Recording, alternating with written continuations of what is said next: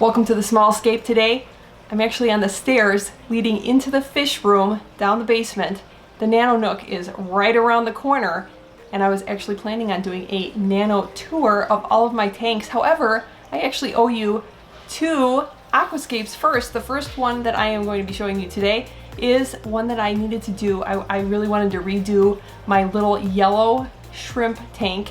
It's a little bookshelf tank, about 3.5 gallons. I love it. It sits just outside my Nano Nook in the fish room. So let's get started.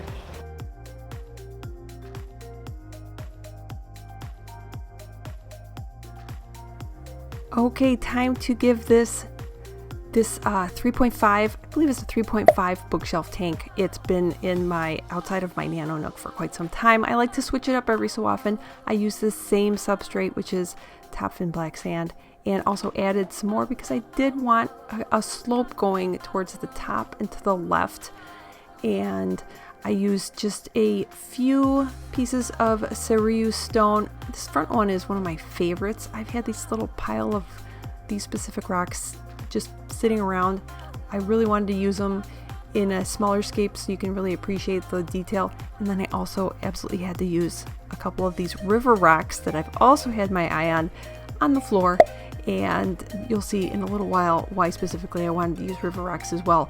Usually I don't use different kinds of rock in the same scape. I tend to just pick one, but this one I thought they went kind of nicely together, and it's almost like a shore scape-esque without being a paludarium. That's the kind of the feel I was going for. And that little piece of driftwood on the right was really fun because I thought it had kind of the same shape or flow as the river rock in front of it. Kind of cool. And this is a piece of NECA wood. I got this from Flip Aquatics. They are a channel sponsor, but I had gotten 2 pieces at a couple aquashellas ago, and I just love this. It doesn't release a whole lot of tannin, so if you're not real keen on the black water look, and it's just got a really kind of like a not a very reddish color wood. If you like maybe more of like a grayer sort of driftwood color, I highly recommend you check it out. But this piece looks kind of like a hollowed tree trunk, and then I just wedged a Cerise stone to kind of hold it down. I used just one plant, and that's Liliopsis brasiliensis. I love this plant, and from Tropica you get so much in just one single pot. And I hope you're proud of me. I'm using the official tweezers, but I had to because I really packed a whole lot of rock in the 2/3 of the tank on the left, and I wouldn't have been able to use my fingers. So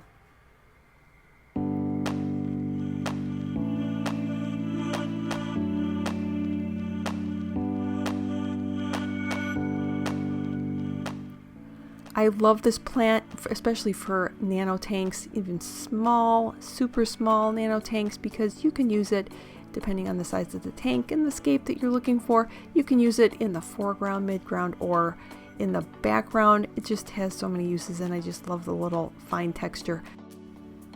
I like to combine this plant with Cryptparva specifically, and in a little while I do actually add just a couple of little Cryptparvas just to help fill it in.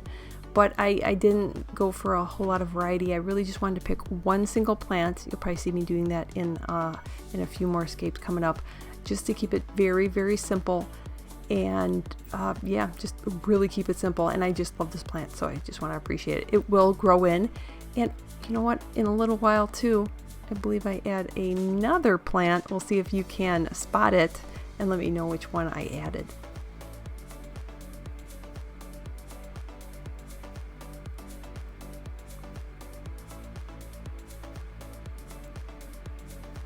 I knew I wanted to add this. This is black diamond substrate. I got this from 7ports.com. I had used this substrate the first time at a couple aquashellas ago, and I just love it. It looks like little teeny tiny river rocks. So I knew I wanted to use a couple of river rocks in here and then have that graduated little stone just as a little scatter stone, and it's just so cute. And here come my little troop. I love these little yellow shrimp. Shrimp are just so fun to watch. Yellow are my favorite. Just they're the color of the sun. They're the color of smiley faces, and they are really just happy-go-lucky little group of shrimp.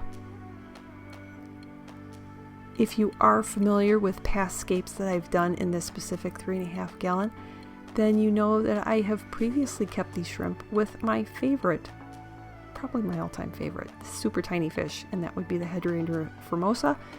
They are the 7th smallest freshwater fish in the world, but they're so cute, and I do love to pair them together with the shrimp. However, they are a micro predator, so they will pick off the little shrimplets, and I definitely want them to breed in here. This is what I was excited to add, just some variety of botanicals. Botanicals are so fun, and the shrimp just love them, so whenever I have a shrimp tank, I do like to add a little variety of leaves and whatnot, and of course little alder cones, because they're so tiny, little miniature pine cones. This group is so funny. As soon as I put them in, they're just their usual goofy selves, and they're just all over the tank investigating, but there's just so much for them to do and snack on and just enjoy life.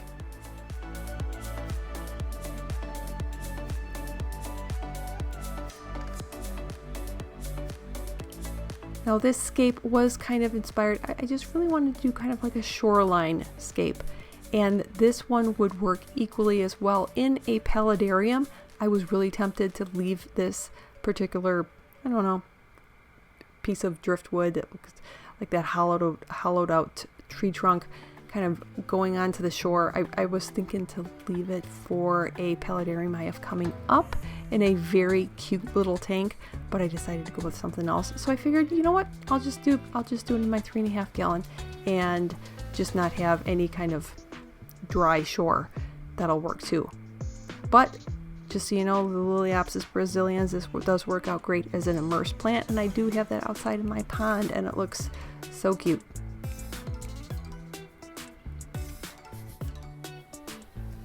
And don't forget, leave me a comment down below and let me know, can you spot the plant that I added that I didn't say anything about? I think it looks really cute.